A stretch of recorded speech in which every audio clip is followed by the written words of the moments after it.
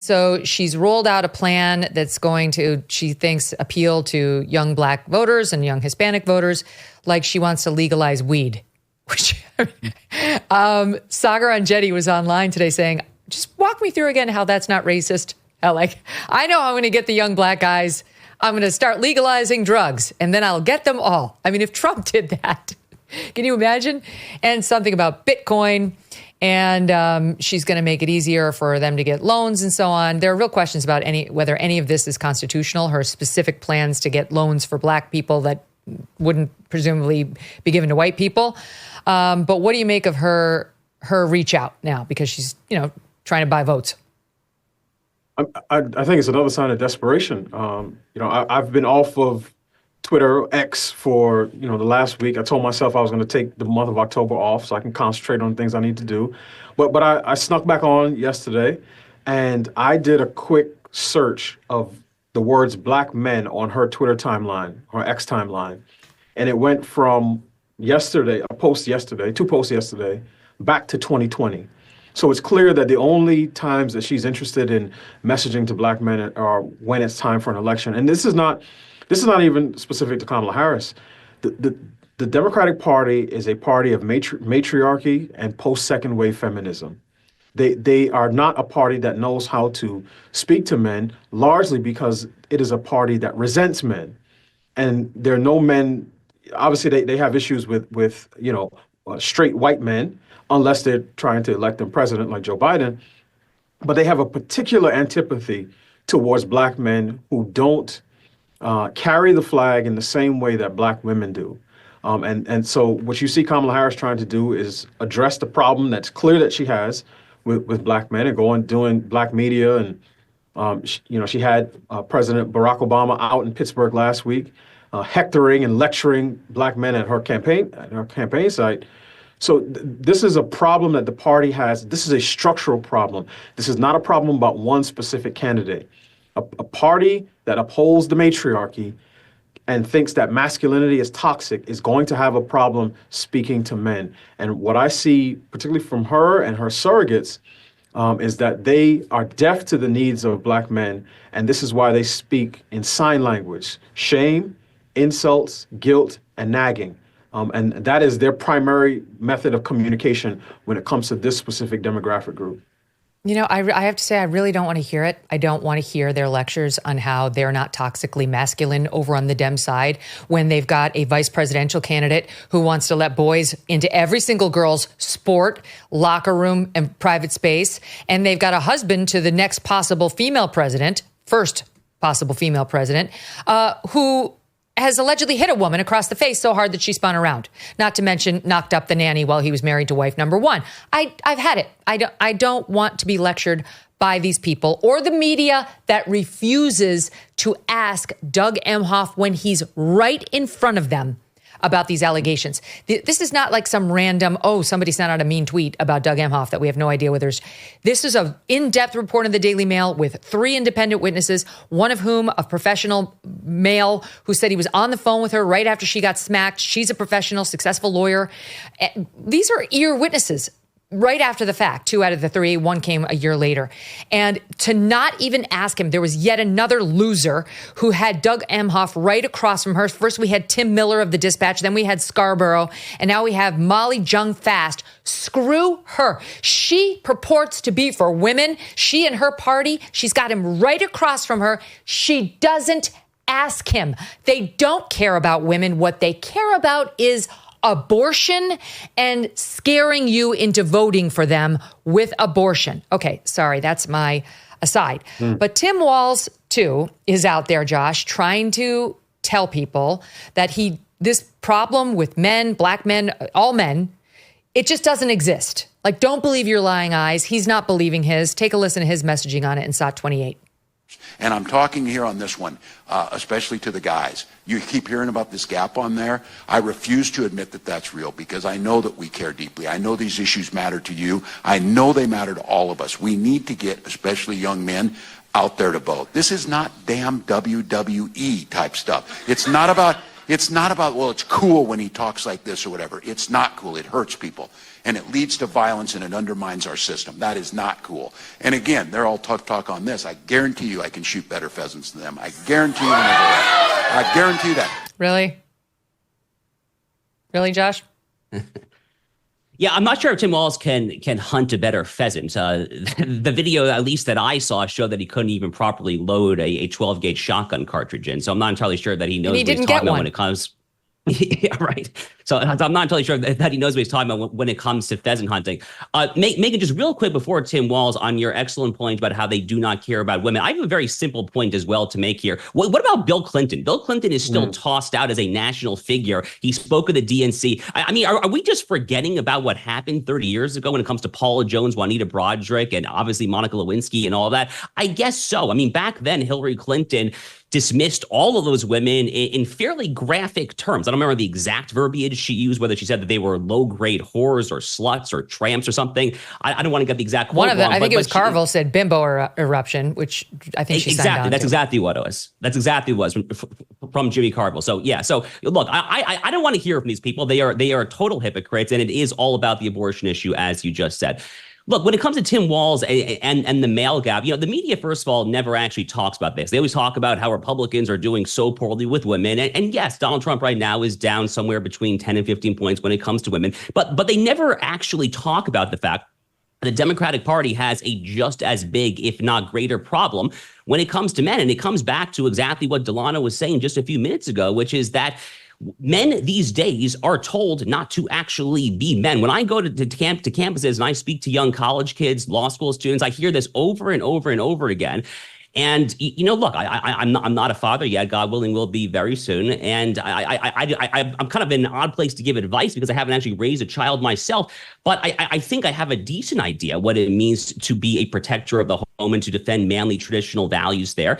And these people just have no places to look. And they have so few places to look these days, Megyn, when it comes to what it actually takes to be a man, that they're settling for clean your room, basically, clean your bed, make your bed, the Jordan Peterson advice, because there is such a dearth, there is such a scarcity, a paucity of people who are actually trying to instill into the next generation what it actually takes to be a man. It's certainly not coming from the Democratic side of the aisle, that is for sure.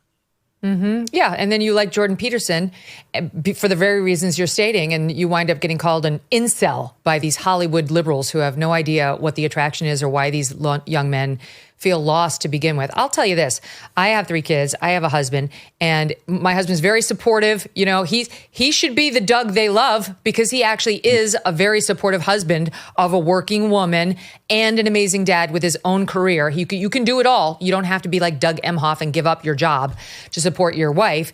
But I'll tell you what, there's nothing quite like when somebody does something to me. It can be some jerk on the street. It can be some whatever. It's usually if like a man gets crossways of me in a way that Doug doesn't like, you can see his shoulders go back. He zeroes in. He wants to know exactly who it was, when it was, and where the person is.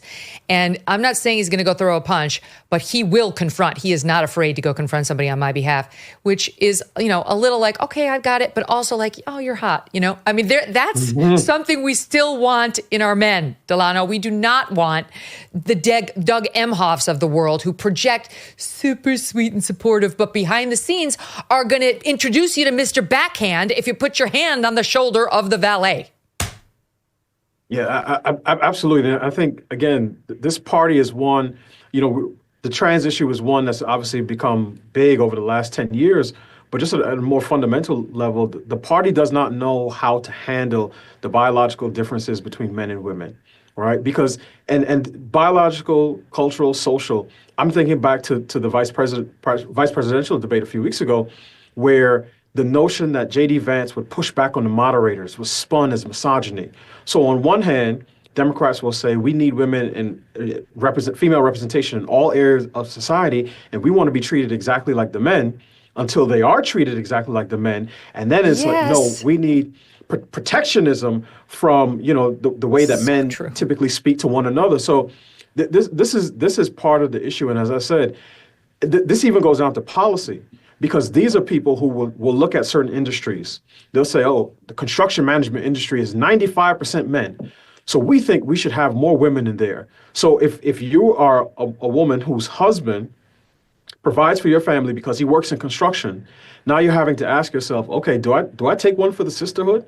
Right? Would I prefer my husband to be fired so that, someone who hasn't worked 20 plus years in this industry is installed? Or do I vote for my household interests?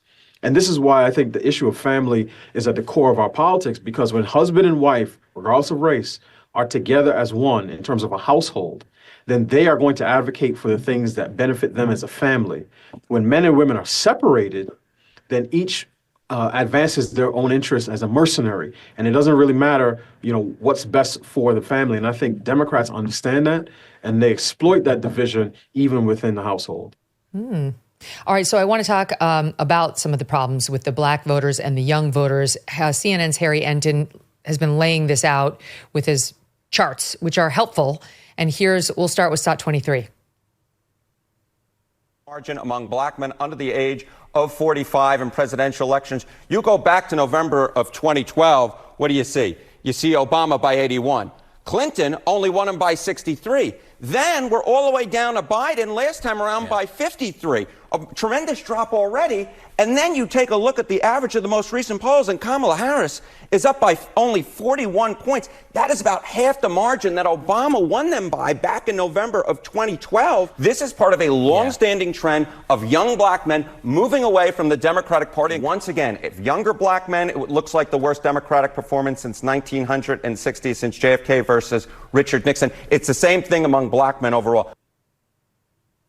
It's really amazing how much she's hemorrhaging with this particular group and young voters, too. Back to Harry, SOT 24.